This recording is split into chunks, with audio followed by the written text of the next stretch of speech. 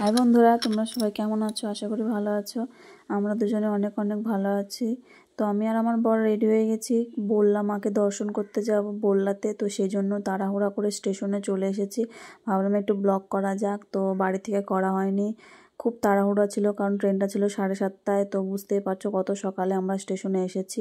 তো আমি, আমার বর, আমার একটা দেওর আর আমার একটা ভাই মিলে যাব, কারণ ট্রেনটা খুব তাড়াহুড়াতে। তো সেই জন্য আমরা তাড়াতাড়ি চলে এসেছি। দেখা যাক ট্রেনটা কখন আসে। দেখো বন্ধুরা, বললাম আমাকে দর্শন করতে যাব, গাজল থেকে কত লোক উঠছে। তাহলে ট্রেনটা যেখানে যেখানে দাঁড়াবে সেখান থেকে কত লোক উঠবে। তো দেখো বন্ধুরা ট্রেন থেকে নেমে এত লোক দেখতেই পেলে তোমরা। আমরা এখন রওনা দিয়ে দিয়েছি মায়ের মন্দিরের উদ্দেশ্যে যাওয়ার জন্য। এই যে দেখো মায়ের মন্দির কত সুন্দর করে সাজানো হয়েছে মায়ের মন্দিরটা, আর এত লোক ছিল বন্ধুরা কি বলবো। তো দেখা যাক মায়ের মন্দিরের ভিতরে গিয়ে পুজো দিতে পারি কিনা। তো তার আগে একটু প্রসাদ নিতে হবে, সেই জন্য আমরা প্রসাদের দোকানে যাবো এখন। তো দেখি প্রসাদটা নিয়ে ভিতরে ঢুকবো। তো বন্ধুরা দেখো তোমরা সবাই, মন্দিরটা কত সুন্দর করে সাজানো হয়েছে।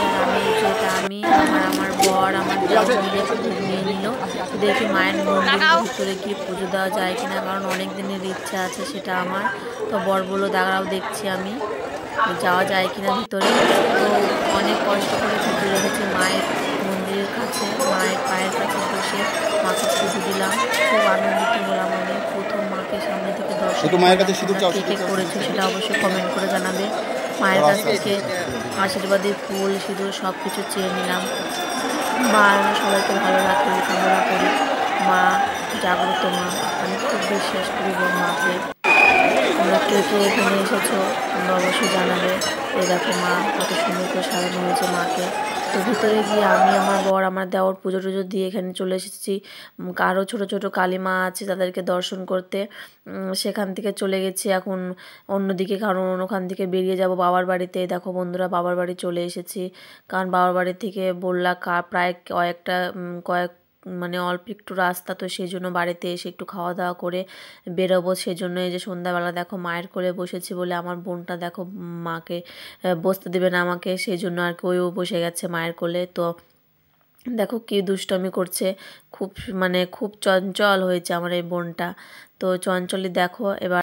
তো দেখো বন্ধুরা আমার বরের কোলে বোনও বসেছে আমার কর্তাকে।